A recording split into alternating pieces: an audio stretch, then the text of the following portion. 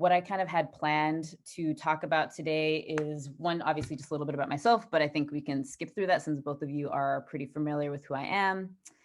Like I mentioned, did a part one of this. And so what I will do is briefly touch on kind of, I think the key takeaways from that, because I think it lays a groundwork for thinking about some of the things that I'll talk about today. Startup selection process. A core of this conversation today is going to anchor on this. And so that'll include what VCs are looking for, and then kind of what's happening behind the scenes at funds that people don't necessarily talk about when they're like, yeah, like, this needs to be in your deck. It's like, there's actually a lot of things happening that also influence VC decision-making. And then I am fascinated by companies that raise lots of money when they've not necessarily proven out the business model. And I think, unfortunately, Andela is a really good case of that. So I want to talk a little bit about valuations and where Andela is, and I think just kind of the lessons learned from where they're at with the amount of money that they raised and still quite not finding product market fit as would be ideal. And then we'll kind of close out with questions. Again, this conversation is really focused for entrepreneurs, but I've again found lots of aspiring VCs to be interested in the conversation. But the goal really is just to talk about, here's what's happening behind the scenes at a fund. And yeah, like I mentioned, feel free to jump in with questions, throw them in the chat, whatever makes sense. We'll keep this super casual. So right off the bat, jumping into takeaways from part one, I think the biggest thing that entrepreneurs have to understand is that venture capital is really expensive. And so VCs are, first of all, money managers. And in being a money manager, their loyalties are towards the people that they have given them the money, right? So, and they're essentially being paid to take the largest calculated risk for the biggest return. The reason that that's the case is because venture capital, the risk comes from the fact that you don't really know whether or not the company is going to do well. So there's not really a way, like in private equity, where you'd have some kind of track record to say, yeah, they've been successful over the last 5 years. They're doing, this much revenue year over year. A lot of it's just starting with an idea. And so the risk reward, because these investments are so risky, the reward or potential for reward has to match that. Which then again rules out a lot of these companies that may not necessarily get you into that reward profile. So that kind of being a high level back end of like, this is the lens that investors are thinking about when they're making investment opportunities or when they're looking at investment opportunities. And then the other thing is that I think something that's misunderstood is the role that a fund's investment strategy plays in their decision making. I went into this in a lot more detail in the last session, but essentially, if you as an entrepreneur aren't sure how the fund invests, it leaves you at a disadvantage because you may be chasing down an investor that is only going to give you a $100,000 check because that's part of their fund strategy. And there's not necessarily, they don't have anything in their portfolio that's like intended for follow on. And so as you're thinking about like, who do I want to partner with? Two, if this is a long-term relationship, what role and how much of the fundraising do I want to have to do like pretty rigorously? To what extent can I bring on an investor that can support me along the way? And where if I'm just doing pretty regular updates and I'm obviously executing, they're willing to reinvest. But some funds, won't as part of their fund strategy do a follow-on check. Some funds, they may be in the middle of a fundraise themselves. And so they may be taking calls just to kind of see what's out there, but they're not actually in the process of deploying capital. So there's things that are kind of on the back end of a fund that are just good for founders to know, so that as they're having conversations, they can kind of weed out where it makes sense to spend their time. I think at the end of the day, it's like, you don't want to be barking up a tree that's like not even interested. And unfortunately, VCs are not necessarily the most transparent when it comes to what they're looking for and where they are in their own process. I already mentioned that VCs are money managers. But again, right, like entrepreneurs, you're not just selling your vision, but you're also selling your ability to return 10x on the investor's capital. And I think the biggest shift that I recommend is that, like, yes, talk about your vision. Yes, talk about how fantastic what you're doing is, but the language that you should be using, or the lens should be, here's how I'm going to make you money. And I've been on calls with entrepreneurs that literally have said that. And the way that an investor responds to that is night and day to somebody that's like, here's why I'm so great. And here's what, like, here's the change I'm going to make in the world. It totally transforms the conversation that you have. So again, taking all of that as kind of like the background to where we're heading into the selection process. Oh, I think I'll just touch really briefly on, to give a visual representation of what a fund manager might be looking at when they're making an investment. So we'll take this example of a $10 million fund, and we'll imagine that this particular fund is deploying $100,000 into 10 companies. That's kind of their investment strategy. And what they'll do going into the next round is say, once we've been able to test and kind of see if they've been able to execute, reach the milestones that we've discussed after deploying that initial round of capital, once we get into the second round, or like once these companies start raising again, does it make sense to reinvest? And a VC's mentality around this is and unfortunately, it's kind of like cut your losers. So if you're not performing well, we're just not going to invest in you, and you're probably going to die. And that's not really our problem per se. Like, we might help you either find a job or, facilitate other ways for you to kind of continue and not totally flounder. But VCs are ultimately looking at like, who's doing well and where can I put my money to compound and maintain the percent ownership that I have in the company. And so the reason that this is important is because each portfolio company, when an investor invests, should be able to return anywhere from a third to the whole percentage of the company.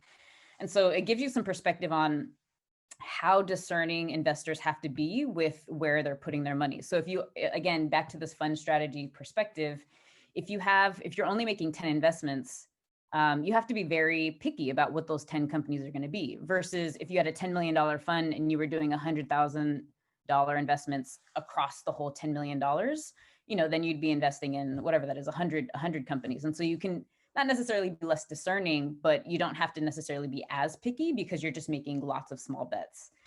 But really the core piece here being the potential for return from each company has to be really high. And so again, it kind of just narrows out companies that are potentially not a good fit.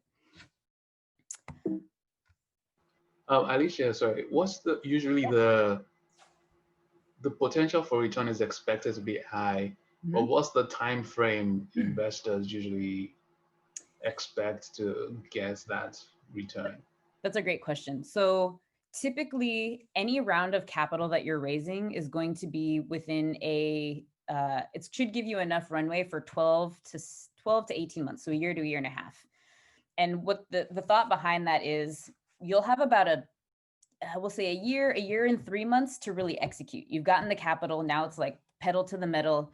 We've decided on some expectations of what you should actually be able to execute on. That's kind of where the valuation comes in. So if you're a company that's doing $5 million and your run rate is, say, like $4 million a month, so you're making close to like 50 million in a year, you might set a valuation at 50 million, saying like, we expect you to kind of continue to grow in this way to get to this valuation. So that's why the valuation conversation, I think while there's some nuance to it, as far as like how important it does become important, because then it's like, this is really the benchmark that we're setting for you to be able to execute on by the next time that you raise. So maybe just to step back and clarify, essentially, say you're a company, you're raising $1 million. That's going to give you a year to a year and a half of capital to meet the benchmarks that you've kind of presented to the investor that you'll be able to hit. And then by that point, you'll start raising again, and then you'll be able to say, hey, we did all of this. So, like, give us more money. If you're in a position where you're like, yeah, shit, we didn't actually quite get there.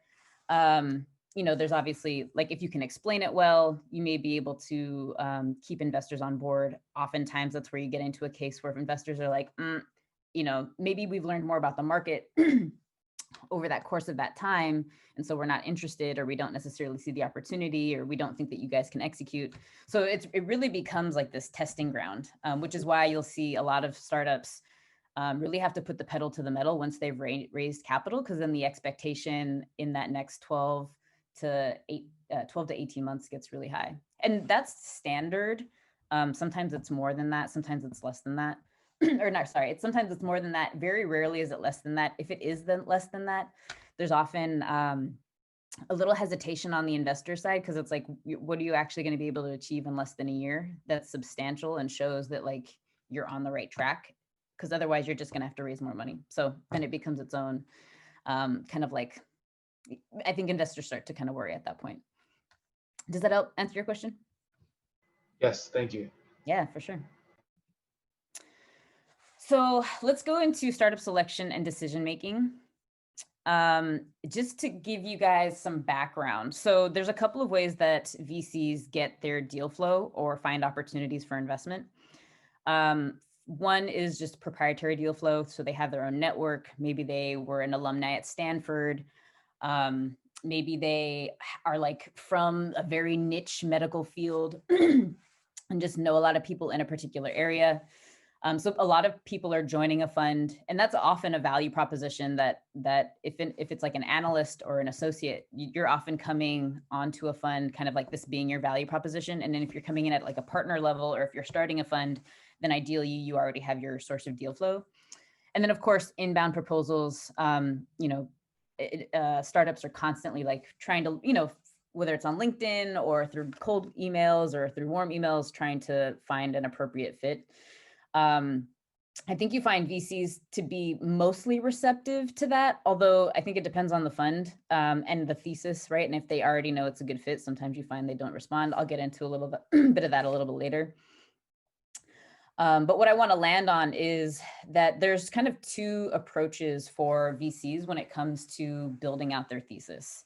So one of them is, and this is how it was at VU Venture Partners, was they're like, we'll look at everything. We're a general fund. Anything that comes through the door, we're going to like just benchmark, right? So if we're seeing a lot of robotics kitchen companies, we'll kind of like speak to all of them and then find the one that's doing it the best, and maybe follow them for a little bit. And then once we see that there's, they're onto something, make an investment. And then you have other funds, actually similar to what I was mentioning with the Such a Capital based out of South Africa. They're like, okay, we know what some successes look like based out of what we've seen in Europe or in the United States. Let's build a profile of what that would look like here in South Africa, and then we'll find the company that best fits this profile. That typically takes a little bit longer and is a really more narrowed view, but there's two, so it just gives you some perspective on like the two ways that funds are looking at the types of opportunities. And so sometimes, you'll get something that's so out of left field where it's like, yeah, I don't really have, the fund themselves may not have any expertise in this space. So then they end up going down this rabbit hole of trying to either find other people that they know that are like, yeah, can you give me some additional insight? Or they end up going and doing some due diligence and research to better understand, like, is this a real opportunity or is this person kind of crazy? Sometimes it's a little bit of both. But all of that to say, the ways that investors are getting the opportunities kind of has some influence on the types of decisions they're making. Of course, they're trying to fit the investment within their thesis. But a common thing that you'll see is kind of what I was just mentioning, is that they're looking for trends and who's doing the best within that particular vertical or that particular industry. So that as the backdrop, when you're having your first call with an investor, they're looking at a couple of buckets of priorities. What I'm going to talk about right now is kind of like the basics, what everyone really talks about. So team, market, product, business model, all of that. And then what I'll talk about a little bit later is kind of like what's happening behind the scenes that is kind of secondary, tertiary, but also has a big influence on whether or not like a conversation will move forward. So of course, team, I think, is pretty straightforward, right? Like, do these people have the expertise, and do they have the relationships? Do they have the ability to execute in the way that they say they do? If somebody's coming in and is like, yeah, I'm going to build an AI, deep AI, tech company, but is like, fresh out of college, is that really likely, right? Like, so you start doing the math around that. Market is the market bigger than 10 billion? If it's not larger than a $10 billion opportunity, most VCs tend to hesitate. If you're looking at like an impact fund, They may be less concerned about that, but I think for most traditional VCs, they're wanting to see that it's a substantial market, because then, you know, can you actually scale, and then does the return actually end up matching any of the backwards math that they're doing to calculate like what your actual like addressable market can be. Can this team win in this market? Right. So again, going back to team and the market, like, does this make sense? If there are people that are within the industry previously and they've gone on to invest, or sorry, to build a company in a particular market, like that, right, it all starts to, it continues to make sense. And then product and business model. Is this the best product for this market with this team, right? Like, is this team going to be able to build this product for this market in a way that will scale and get me 10x money on whatever I'm investing? So you start to kind of compound all of that. But I think all of this is pretty standard as far as what you hear. What I think is interesting, though, is that for team, we did a number of kind of fireside chats with different VCs. And for many of them, they kept coming back to team being the most important thing.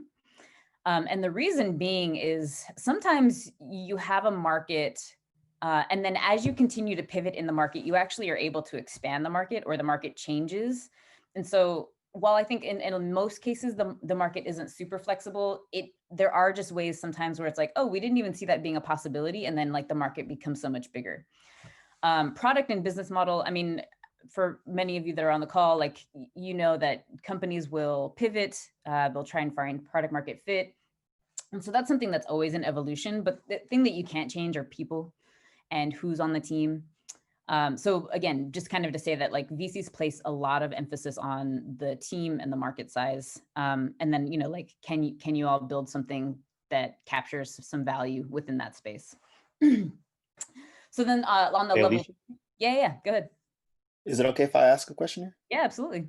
And sorry, Yeah, I threw something in the chat. Or maybe that's what you're gonna ask. no, you're good. That was my question.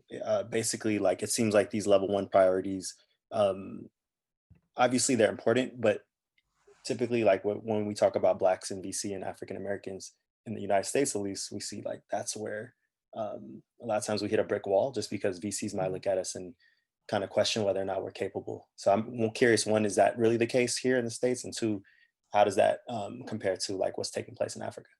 Yeah, that's a great question. So I would say you're spot on, right? Like, oftentimes where the biggest confusion comes in is understanding the market. You take like Maven, for example, where it's like, if you know anything about the wig or hair care market, and that it's a multi-billion-dollar industry, most VCs, because of the demographic that they are, it's just like they have no proximity to that.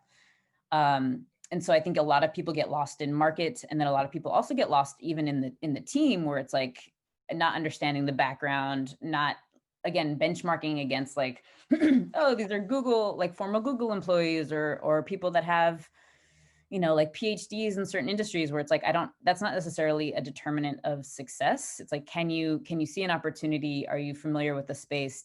Can you execute, right? Like, execution being kind of the biggest thing. But I do think that you're right. Well, and then in relation to Africa, I think it becomes even, I guess this would still fall under market, because I think for a lot of VCs, there's just a lack of understanding of, I think, one, even like what the opportunity is. I mean, I don't know about you all, but I've had conversations with people where it's like, Safari is still the extent to which people think about and talk about Africa. So the lack of knowledge around what's happening from a business perspective, the lack of partnerships, the lack of visibility of market research and just data on what's happening on the ground tend to be big barriers.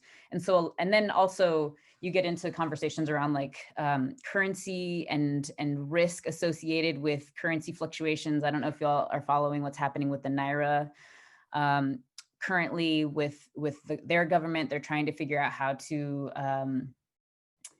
there's a lot happening with the Nigerian central bank as far as trying to figure out how to peg and unpeg it from the dollar, but then also allow like foreigners to invest in a way that's like de-risked and doesn't allow for so much fluctuation. So you get into a lot of these nuanced conversations, and I think for US investors, they're kind of like, we don't like, that's a whole scope of work, and VCs tend to be pretty strapped for time anyways. And it's like, if I have to take this level of risk, I'm better off making the risk knowing that in an environment where I feel more comfortable, as opposed to like being totally in the dark. I think Chipper Cash is a really great example though, because they had such explosive growth. They started the company in 2018, but I think they're doing like 100 million in transactions. I mean, like they're just doing these ridiculous numbers. So then when you have like traction like that, then even some of your confusion around the market and the team starts to, I think, fade, because then it's like, well, there's obviously something here and you're solving a problem for a customer, right? But I think high level, Emmanuel, that's kind of typically how I've seen some of the challenges for American-based VCs looking at Africa, is just like there's just not enough information. And I think there's not enough success stories too that make it lucrative, but I think we're starting to see some momentum there. Does that answer your question? It does. Thank you. Sweet. So then I'll just quickly touch in on the level 2 priorities. So traction, I kind of spoke to, like, do you have an audience? Do you have a buyer? Are you adding value? I think scalability and defensibility is probably one of the more interesting, and if you can really articulate your case around this, ends up being really powerful, because you can have a number of fintech companies on the continent, right? Or like in Nigeria, for example, but it's like, what is it that distinguishes you, that gives you like an unfair advantage that's sustainable and lasting? No one else can kind of cut in. And a way to think about this is like, what's your moat? Like what stops other companies from coming in and either taking your customers? And price doesn't typically tend to be a viable kind of way of positioning yourself from a defensibility perspective, because if you're just getting into price wars, like nobody really wins. But what is it really about? Like your value proposition, the way that you're doing it, whether it's partnerships or not industry knowledge, right? Like what is it about what you're doing that's like very unique? Another thing that people will talk about is like having IP or having patents. I think patents tends to be, it's like a good thing to have, and can be really powerful when you're, if you're like end up getting into some kind of a legal lawsuit, but it's not like a really big selling point. Like if you were to tell an investor like, oh, we have a couple of IPs, it's kind of, or not IPs, if we have a couple patents, it's kind of like, that's nice, but what else do you have going for you that really defends, like what is it about your patent that makes you so competitive? So that's kind of the conversation there. And then of course, like, can you hit 100 million in revenue? It kind of goes back to market, right? Like, is the market bigger than 10 billion? Because then if you can hit 100 million in revenue, like your potential to scale from there is pretty significant. So, and then just to maybe close out, the mindset here is, for a VC, is like, I'm looking at an opportunity. Am I willing to spend 10 years of my life on this? Do I see this being a massive opportunity in 10 years? Is this something that's going to be like explosive and disruptive and get me, the return that I'm looking for?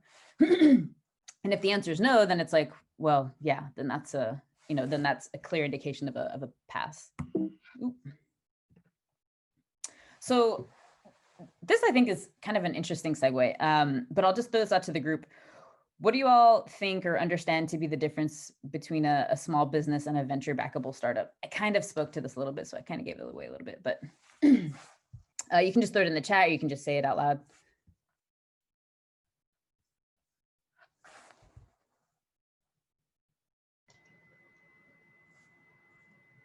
Yeah, I think this is the thing I think everyone has been saying of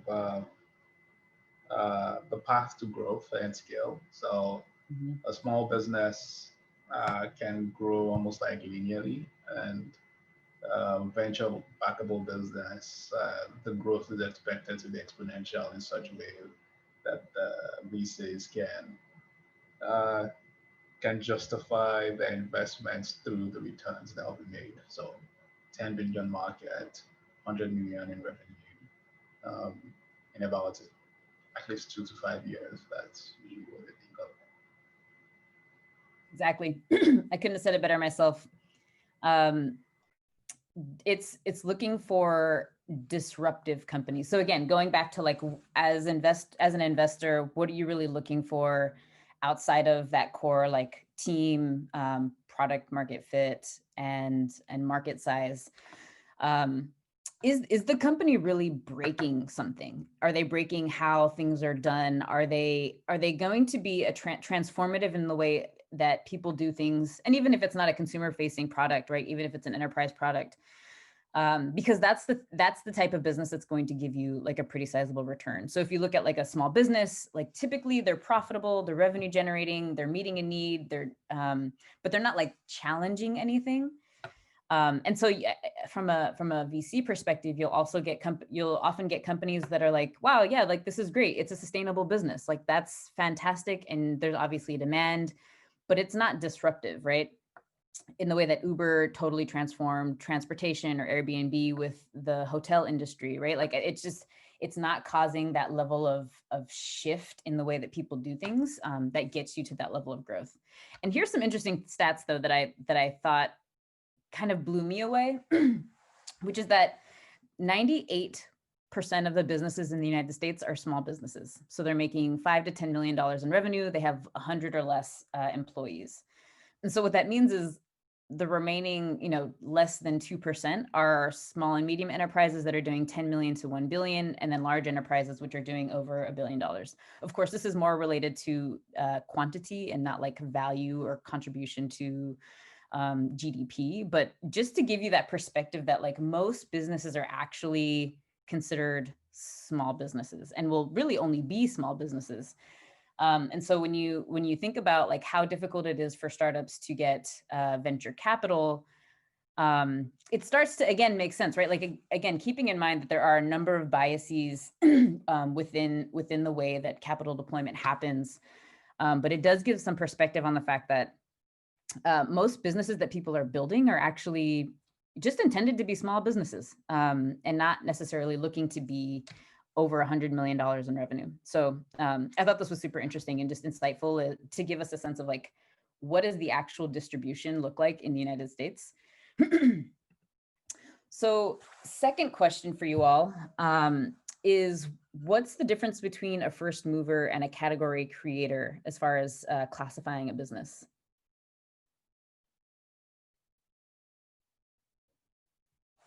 And again, you can throw it in the chat. You can just share or unmute yourself.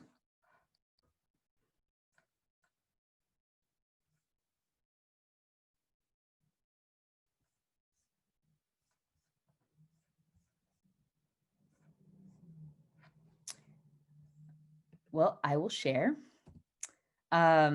And again, the reason I'm asking this is, for an investor, what's the lens through which you're looking at the type of business that you'll invest in? So a first mover is, I think, pretty self-explanatory. It's the first company to go to market. If we use the example of electric vehicles, you have GM's EV1, which, to be honest, wasn't the first to market. The first electric vehicle was back in the 1890s, which I think is wild, but that's a whole nother conversation. But this was the first one that started to get a lot of, I think, like public attention. And so we'll just kind of, for the sake of the example, roll with that. But I mean, what we obviously know is that like that car doesn't even exist in the marketplace anymore.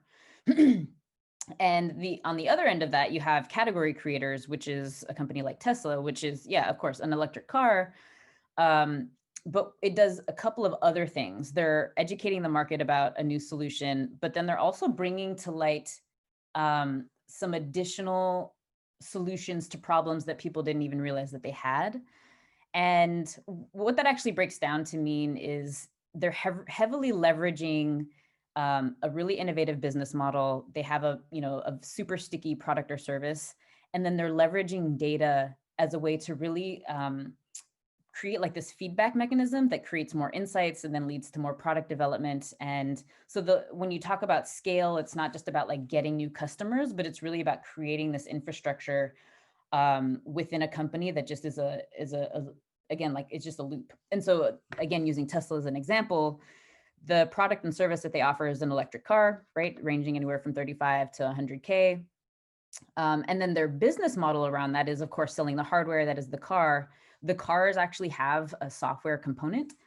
And then they also sell solar panels as part of, I mean, that's through Solar City, but they're kind of looping that into it, where it's like, if you already have a eco-conscious consumer, you know, what else can we upsell them? So it's that vertical integration into retail. And then the last thing, which I think is probably the most fascinating innovation, but it's also something else that like Netflix does with collecting all your data around how you're using and what you're watching on their platform, is that for Tesla, because of the data that they're collecting while you're driving, they're able then to leverage that to say like, hey, you're a really great driver. You rarely go past 75 miles an hour and like you stop at all your stop signs. Like we can sell you actually way cheaper car insurance because we just know so much more about how you actually drive.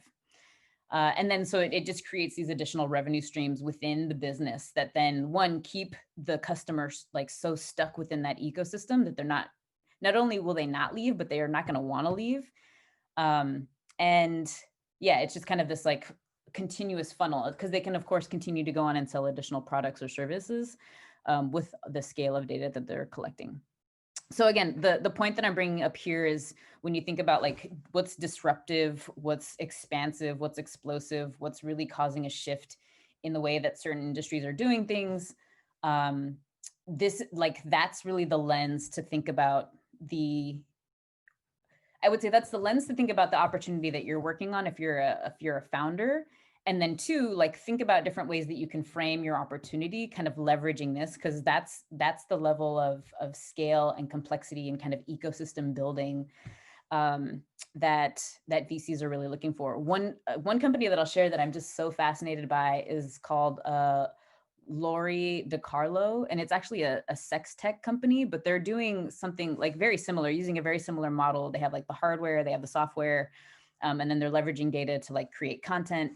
But really just like what products and services are really leveraging this type of kind of category creator approach to the way that they work in the ecosystem. So anyways, I think it's a really helpful insight to think about how to think about the opportunity that you have, but then two, how to pitch the opportunity for investors in a way that's appealing to what they're looking for.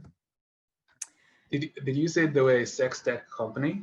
Yeah, they're a sex tech company, and I can share that actually with you after the call. I can send that to the group.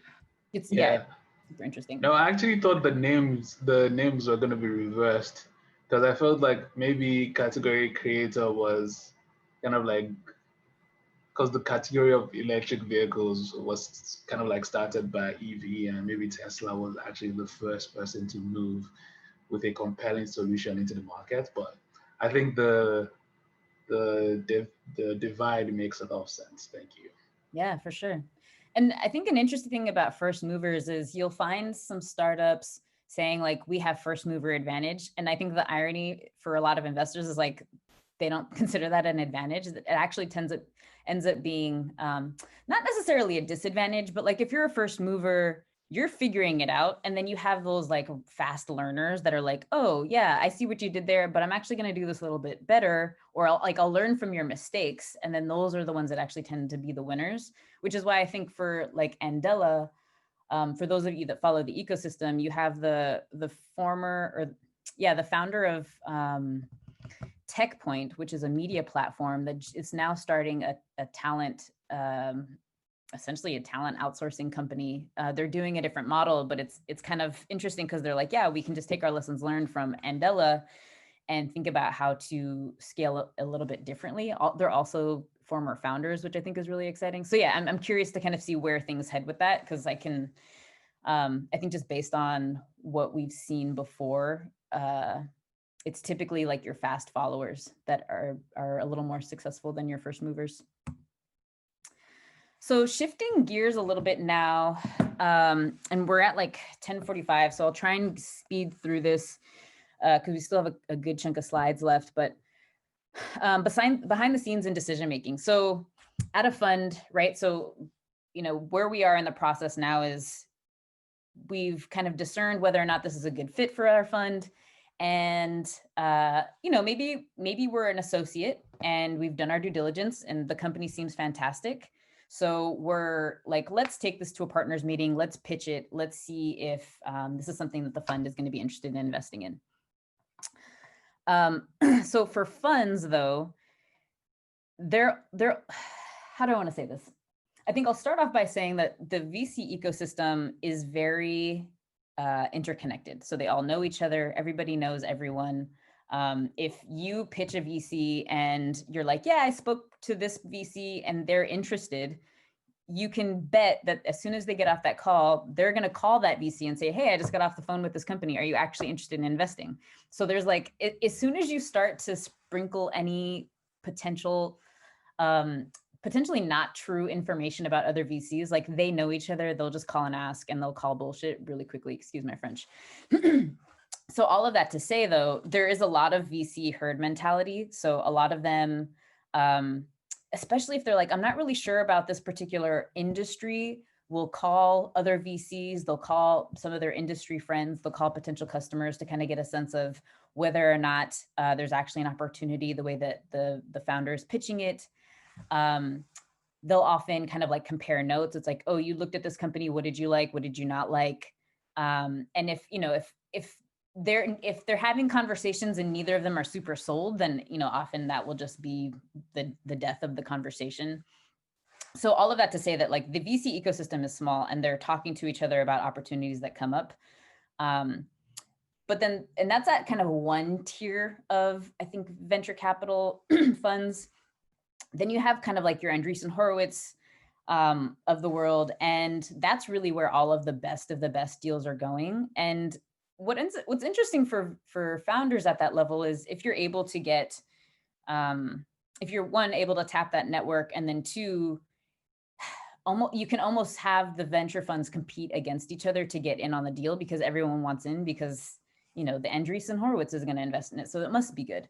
The funny thing is, though, at least from what they were mentioning at VU, is that for a lot of these bigger funds, they actually don't do the level of due diligence that you would expect, which I think is sometimes also why we see some of these like massive investments and everybody wants in, but then it's like a huge flop because it's like, but nobody really did the deep digging. It was just like everybody's chasing the big names and what they're investing in.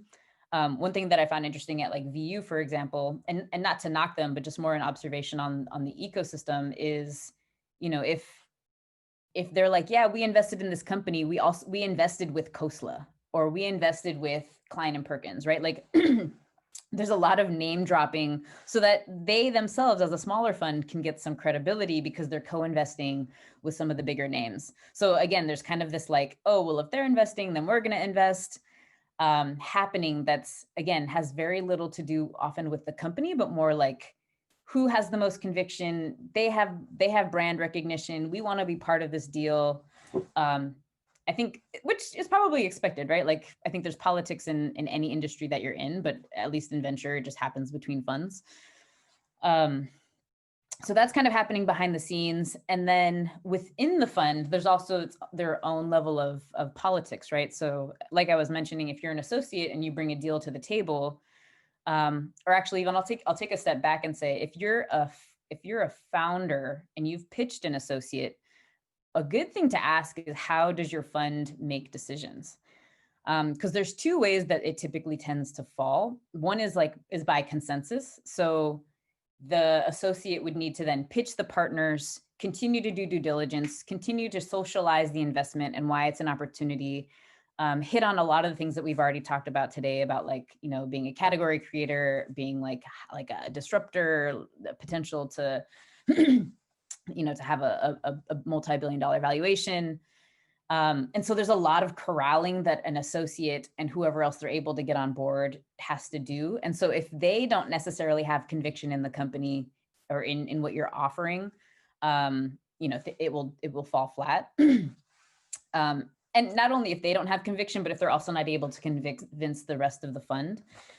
Then there are other funds that are focused more on conviction. So again, it depends on the levels. Often you won't see an analyst being able to say no, I really think we should invest in this. Although it depends, but it's not nearly at that level. I would say more at the partner, senior associate level, where it's just I've done the due diligence. I think this is a great investment. Everyone else doesn't think it's a great idea, but I have conviction. And so I think we should do it. And then the fund will make the investment. But as you can see there, like there's one that requires a lot of socialization of the opportunity, and another one where it's like, I just need to convince you. So as a founder, if you're having a conversation with an investor, it's good to know, like, do I just need to convince you, or do I need to convince you and then give you all of the information that you would need to then support with getting other people at the fund on board? Again, assuming that you kind of check all these other more basic boxes. And then something that I just find fascinating as well is at other funds, you'll have instances where all of this aside, if the partner is like, I like it, then the investment happens. And so you might be an associate or an analyst, and you're kind of like, yeah, I don't really see this being fitting in, like you're doing the due diligence and you're like, this doesn't really make sense, but the partner's like, I don't care. Sometimes investments just happen that way because the partner, because they run the show, right? Like they like what they like. If they see an opportunity, they want to do it. So it also can be funny in that way too. When I was at VU, there were a number of investments we did that I was like, this makes no sense. Why are we investing in a company that's doing distribution by having, 50-pound packages dropped out of a plane as a way of like last mile distribution? Anyways, it was just like, this is really silly. Why are we even putting money here? But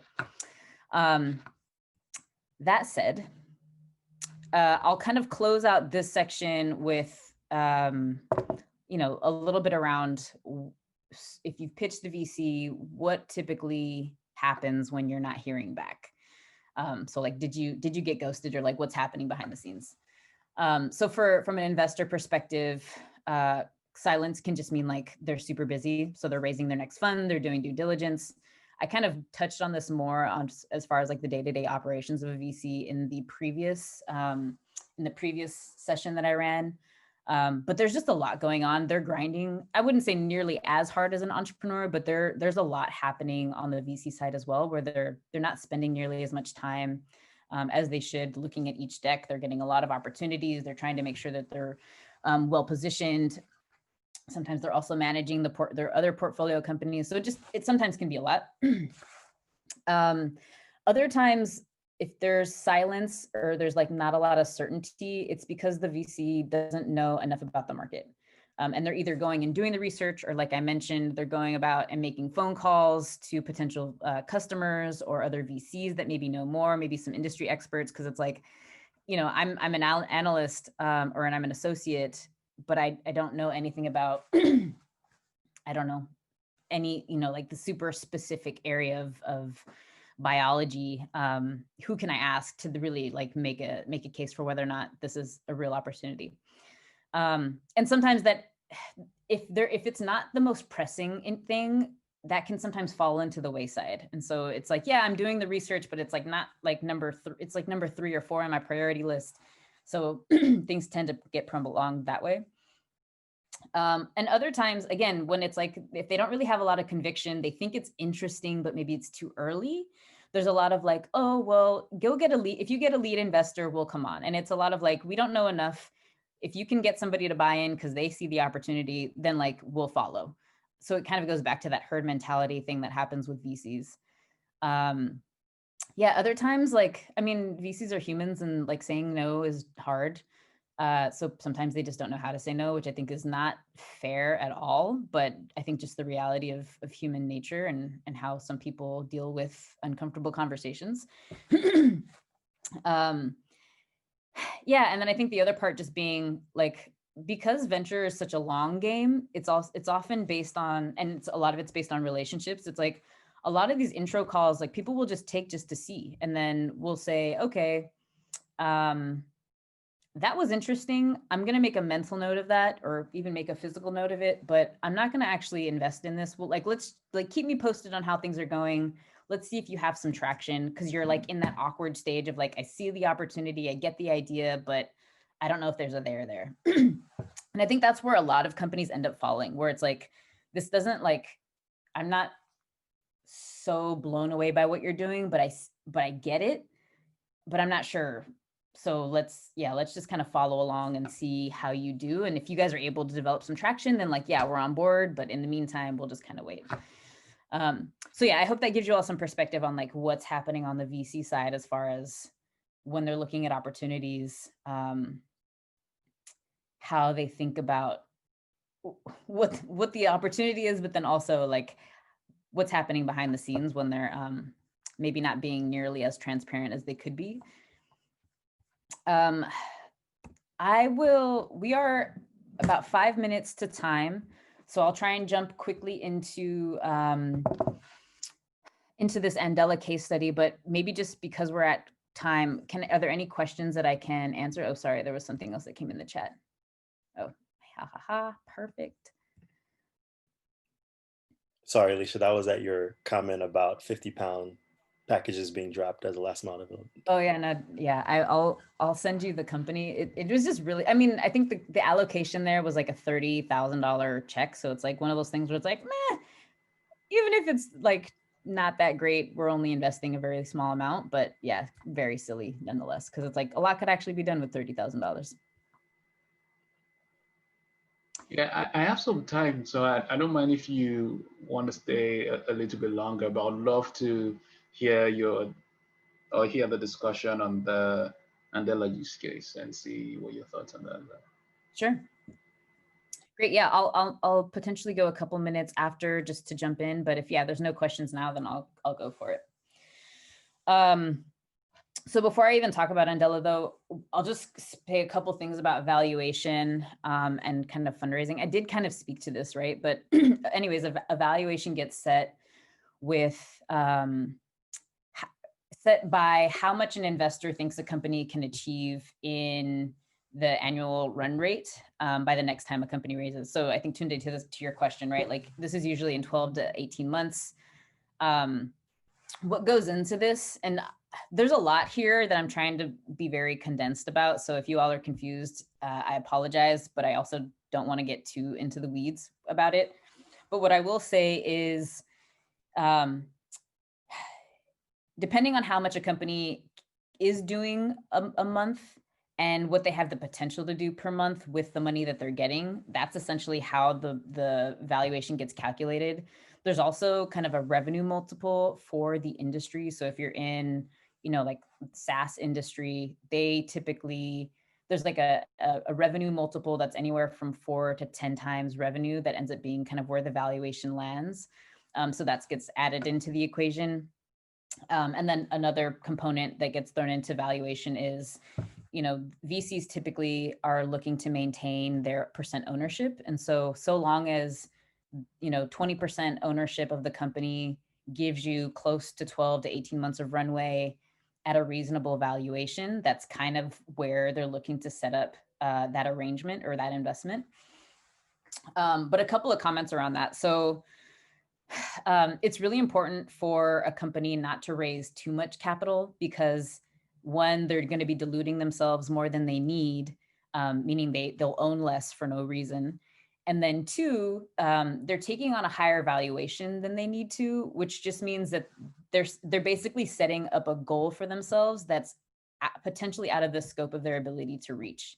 And the issue with that is if you set a valuation that's too high, then you're in a position where if you don't execute and meet that, then you're potentially looking at the next round, if you're able to raise it, being a down round. And that's like, it's not startup suicide, but it's like, it puts startups in a very challenging position because you're basically saying, I wasn't able to meet my goals, but you should still give me more money.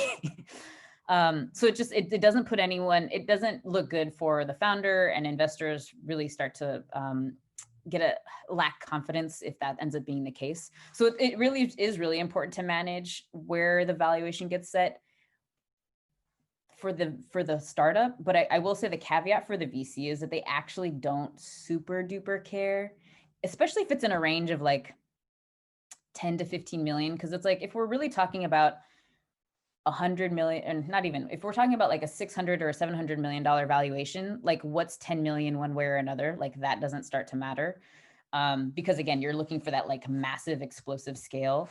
But especially in the early stages for a startup that needs to be able to hit these benchmarks, it is important to just not overvalue your company. And so startups will try and do this like, oh, this is how much we're valued. And it's like, but yeah, you actually want to measure that. The flip side of that is you don't want to underfund the company, because then you don't have enough money to actually get you to those KPIs that you wanted to hit in the next 12 to 18 months. So it really is a bit of a dance between managing investor expectations and really being able to also just set stretch goals for yourself as a startup, so that you're not, so that you're being pushed and you're really hitting the goals, but you're not putting yourself in an uncomfortable situation. So that kind of being the backdrop, I think, like I was mentioning, Andela is a very interesting situation. And for those who aren't familiar, I'll kind of do a quick high level. Andela started off back in 2013, 2014. They were actually very mission driven, and they were setting up a 4-year training program for, like high achieving, potentially, I want to say high achieving individuals who necessarily didn't have a software development background. And so for 4 years, they would get trained. They would, in that process, have lots of like actual practical, we'll call them like internships with companies, so that they could gain some real skills. And then after that, they would be paired with international companies as software developers. And so, there's kind of this like outsourcing arm of what they're doing. They went on to raise $100 million back in 2019 from like the Chan Zuckerberg Foundation and a couple of others, which at that point put their total amount of funding at $200 million. So they were, I think I'll throw this out there just because I think it needs to be said, right? So it was a team of Americans and and Nigerians, which then I think gives some perspective on like who's actually getting the money. I think his name is Jason, is the CEO. He's from New York, or I think that's where the headquarters is. So it gives you some dynamic of like who's actually gets money and why. But that said, yeah, they were able to they raised like an 8 million, they raised 20 million, and they raised another 40 million. And then they went on to raise the Series D, which is $100 million. And in doing so, have gotten into, I think, a really interesting situation, because it was like, yes, they were able to raise this much money. Now they're ready to scale. They moved into 5 different countries: Kenya, Uganda, Nigeria, of course, and a couple of others. But then they're started to see some issues. And so this kind of as a high level speaks to how their business model has evolved. So I mentioned that they raised a $100 million Series D back in January of 2019. Their model then was kind of what I described. You have this training program for 4 years, and then the developers receive a salary. So like once they've gone through the program, they receive a salary, and then Andela gets revenues from whoever they're able to pair that particular developer with an outside firm. And so, I mean, and in some ways it makes sense, right? Like if you're able to get a certain percentage of a paycheck that is, $90,000 USD, and it starts to kind of like, meaning to say you can get a sense of how that model was set up, because it's like, okay, we actually can offset some of that remainder to keep some of these other folks on board. And then once everyone becomes active, like we start to have additional revenue, and then we can kind of continue to grow and scale that way. I think even right out the gates, though, you can kind of see that being a slower model, because it's so much around human, literal human development, which I think scales slower. So anyways, going into September of 2019, they closed their developer training program and let go of around 500 junior developers.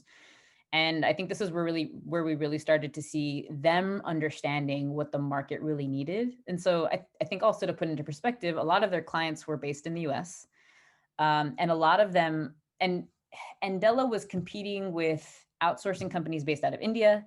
They're also competing with some of these like tech training programs, General Assembly, Galvanize, a lot of them that are cranking out, like new mid-level developers. So, and I say this to say, if they're not competing on price, because they're still looking for like $90,000. I mean, I think it's a little bit cheaper, but then you're, dealing with all these other things like time zones, right? Like where does that cost benefit start to really balance out? Anyways, what they started to realize is that they needed to have higher skilled developers for some of their clients. so these junior developers just started to be a kind of a cost because they were continuing to pay them their salary. So in September, they decided we need to let go of our junior developers, and we will just focus on recruiting these mid to senior level developers, and we'll use that to continue to scale, which then kind of moves them away from their initial ethos, which is like creating opportunity for folks that didn't have access to like tech training programs and be able to get jobs in the space. So it starts to shift their business a little bit more to actually being an outsourced company. Then you jump into February 2020, so earlier this year, and they were able to bring 500 mid-level developers on board, but they were finding that it was taking them anywhere from 3 to 12 months to be placed.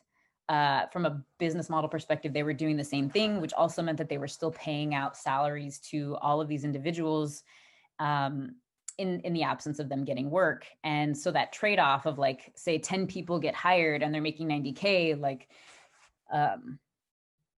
yeah, what it really meant was that people weren't making nearly as much money as you would have thought, because Andela needed to take more of that cash to then continue to pay for other people to be kind of on their roster. So again, kind of like double clicking on the lack of sustainability of the business model. And so then we get into September of 2020, and I think this is just where it gets interesting. So now they've shifted their model to be more of like a gig economy marketplace. So you can be an engineer anywhere, and so long as you're, kind of meet certain qualifications, they're still doing a vetting process. You can kind of be part of this Andela network where people can, you can get paired. You're not getting paid as being part of a bench, but you're only getting paid whenever you actually do the work. So it ends up being kind of like an Upwork or a Thumbtack. Yeah, like I mentioned, fully remote. And so this kind of idea of like an Andela trained and vetted, like certification, that value proposition starts to go away, because they're like, we just need to have high quality engineers on the platform. So I think what's interesting about this is like you start to see the journey that Andela has taken from being like a very mission-based, or a mission-oriented, I would say, business that took on venture capital and is now like had to evolve its business model to continue to meet, one, to continue to generate revenue, and then two, to meet investor expectations, because having raised $180 million or close to $200 million, like your expectation for a return is pretty sizable. And if we think about the fact that they started back in 2013, that puts them, that puts them at a 7 year, yeah, they've been around for about 7 years. We start looking at that investor timeline of like 7 to 10 years for a return, and things start to look really interesting. So anyways, all of that to say that they've kind of shifted up here at the end to be more of a gig marketplace, in order to really like figure out how they can scale, keep costs low, and not have to, like ultimately generate revenue. So I say an Andela exit, but really I just think like, where does Andela go from here? So at a high level, right? Like they raised 200 million. Their Series D was 100 million. You consider that the investors had 10 to 20% ownership. So that puts them at a $600 to $700 million valuation. Given what we just learned in the beginning, which is, if they're doing, or I don't know if I had shared this, but they were doing 50 million in revenue at the end of 2019. And the exit multiple or revenue multiple for the industry is 2x revenue. That puts them at like $100 million as far as like what their real valuation should be based on like the revenue that they're generating. But really what this shows us is like, they're not being very efficient with their capital. So it takes them $2 to make $1. And they need to do close to $300 million in annual revenue for investors to even break even. So they've set themselves up in a very tight position. So it totally makes sense that they've shifted their business model this way, because they're like, we just need to scale and generate cash. So, what mission or focus we had initially has to change in order for investors for this not to be a total loss.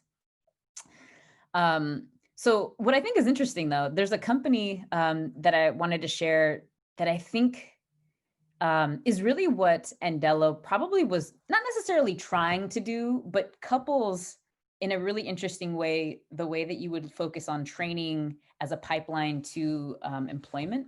So the company's called Forge, and they're based here in the U.S. I think they were invested in from Lightspeed Venture Capital, which is based here in the Valley. But anyways, what they do is they work with global companies to create like online training courses for college students or anyone that's like looking for a job as a way for them to build skills for that work. So it takes like the Udemy or Coursera model a step further, where yes, you can have these companies host courses on their platform, but they're so tailored for specific roles that if you're a candidate and you're going through the training program, you're literally building a portfolio of potential projects you would do for the company if you were to do the role. So when it comes to recruiting, companies can just literally look at the platform, see how people have done and been like, oh, wow, you 4 people are fantastic. Let's pull you in to have a conversation about doing the role because you literally have just been doing the training that we did for our company. So it really shifts the recruiting model from like a hire someone and then train them to then like train lots of people. And then, you can kind of select from there. But what I think is interesting about this model is the potential for scale, right? Like this is just it's a digital platform. You easily kind of like set up the training component and then use that as a feeder. And it seems like this is probably, I mean, obviously there's some differences here from what Andela was initially trying to do with training to then, job placement.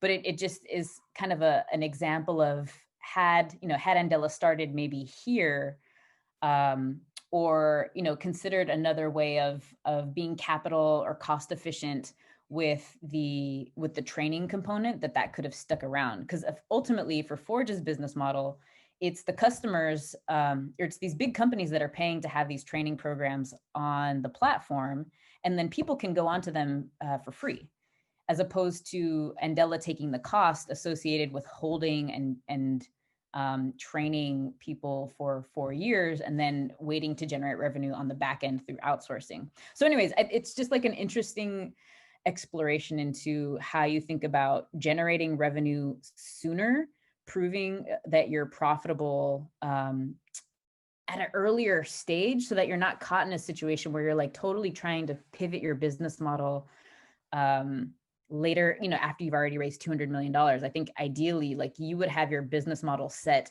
so much earlier. And so when you're raising capital and larger amounts of capital, you're really just scaling. You're not actually trying to still find product market fit. So anyways, that's my 2 cents on Andela, not to knock them. But I do think it's just an interesting case study on, the potential down, and we don't even know that it's a downside, but just the position that it can put you in at that level of scale when you've raised that much money, when maybe less capital, looking for more capital efficiency earlier on, making sure that you have strong product market fit and then scaling makes more sense. I think, go ahead. I think it is a downside. I think you're being a bit too political. Not political is the wrong word, sorry, too diplomatic. I think it is a downside, and sometimes I remind myself as an entrepreneur, like this is the benefit of not raising money or not having money, right? Because you're supposed to find or search for product market fit before raising money and stuff. So Yeah. Because fundraising, like having, for example, raising $1 billion does not necessarily mean your startup is going to be successful, right? So yeah, sometimes we as entrepreneurs equate, or we see all the stories of, oh, this person raised $1 million or this person raised. Those things sound exciting, but that's not a sign of success. Right. Yeah, they end up being vanity metrics. And so the reason that I'm not being, I think, super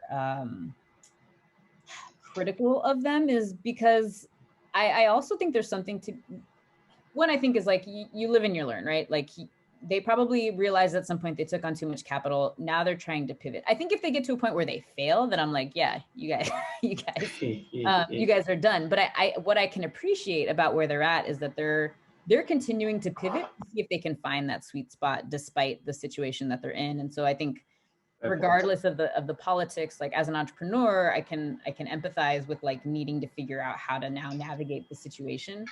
But I think you're spot on in the fact that like at the end of the day, I think savvy entrepreneurs will learn from this and say, yeah, let's do this differently. And so it goes back to my earlier point too, around like being a first mover versus a category creator. I think Andela is going to be, and they're not even really the first mover, right? Like there are a number of outsourcing companies. I think they're the first mover to get venture capital. And exactly. I think they were carrying Africa as a value proposition when that's not a value proposition. And so I think it's a lesson for the ecosystem that like you actually have to provide high quality services. It doesn't matter where you're doing it from. You still just have to do the job and do it well and you know, like demonstrate return. And that they had such a mission driven focus that like they actually probably should have just become a 501c3. They could have gotten a $50 million check from the Chan Zuckerberg Foundation as a grant and then continued to build, you know what I mean? Like there's other ways, but it's like venture capital is sexy. And so everybody wants a part of it. But anyways, all of that to say, I think it's a lesson to learn because as I mentioned, Talent QL, which is founded now by one of the previous founders of TechPoint, right? Like they're building something similar. So I'm really curious to watch their story and their journey, having seen what Andela's done and not necessarily done as well.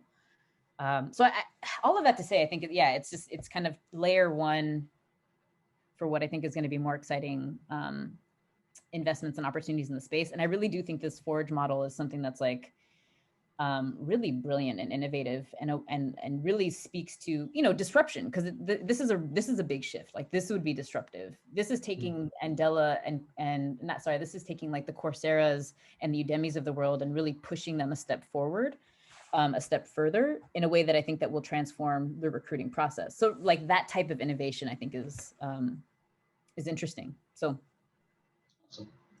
that is I have wrap up with some key takeaways. I think I'll skip that for now since we're so over time. And as I mentioned, in 2 weeks, so before we all, I think, wind down for the holidays, if anybody's doing that, we'll have a fireside chat with Such a Capital, the managing director, Brendan Mullen, and then an operator investor that's also working with them to really just look at like some innovative ways of investing on the continent. I'm really excited about their model and think that you guys will hopefully enjoy. But I think I will pause there. Thank you all for joining. I hope you guys found this valuable and interesting. And yeah, I'm available. Feel free to send me an email if you want to follow up at all. I'll hang out for like 2 more minutes if there's any quick closing questions. But yeah, thank you all for spending your morning, afternoon with me. And yeah, have a great rest of your day. Thank you so much, Alicia. Have a wonderful day. Thank you. Have a nice day. Bye. Bye. Hi, Alicia. Can we open a quick call afterwards, or do you have something to do? Yeah, I can hop on a quick call. Okay. So you can end this recording and we can talk. Cool. All right. Bye.